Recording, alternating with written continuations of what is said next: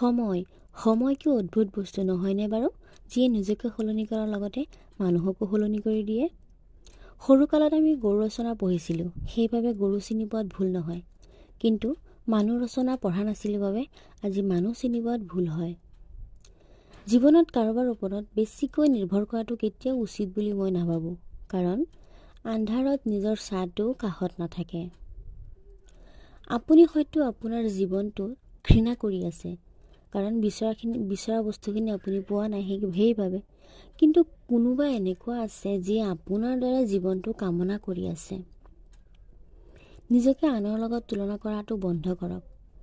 যি আছে তাতে সন্তুষ্ট হওক। চাবচোন, আপুনি সুখী অনুভৱ কৰিব।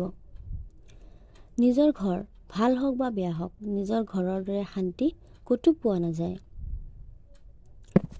এটা ভুল শব্দই যেনেকৈ গোটেই লিখাখিনি নষ্ট কৰি পেলায়, তেনেকৈ এটা ভুল মানুহ জীৱনত আহিলে গোটেই জীৱনটোৱে নষ্ট কৰি পেলায়। কাৰোবাক ইচ্ছামতে কন্দাব পাৰি, কিন্তু কাৰোবাক ইচ্ছামতে হহুৱাবলৈ বহুত টান। জীৱনৰ কাহিনী ইমানো সহজ নহয় বা ছুটি নহয় যে এদিনতে শেষ হৈ যায়। হাঁহিব লাগে, কান্দিব লাগে, এইবোৰৰ লগতে জীয়াই থাকিব লাগে। পোৱাৰ পিছত যদি মৰ্যাদা দিব নোৱাৰে, তেন্তে হেৰুৱাৰ পিছত কান্দি কি লাভ।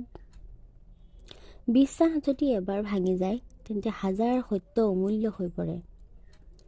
আজিকালি কাৰোবাক বুজাতকৈ মনে মনে থকাই ভাল। ভুল পথত খোজ দিলে হয়তো পুনৰ সঠিক পথলৈ আহিব পাৰি, কিন্তু ভুল মানুহক বিশ্বাস কৰিলে সেই বিশ্বাস ঘূৰাই পোৱাটো অসম্ভৱ যেন হৈ পৰে। মনত যি আহিল তাকে কৈ দিলোঁ। যদি ভাল লাগিছে লাইক এটা কৰি দিব পাৰে, আৰু যদি সঁচাকৈ আপোনাৰ অন্তৰখন চুই গৈছে তেনেহ'লে শ্বেয়াৰ এটা কৰিব পাৰে।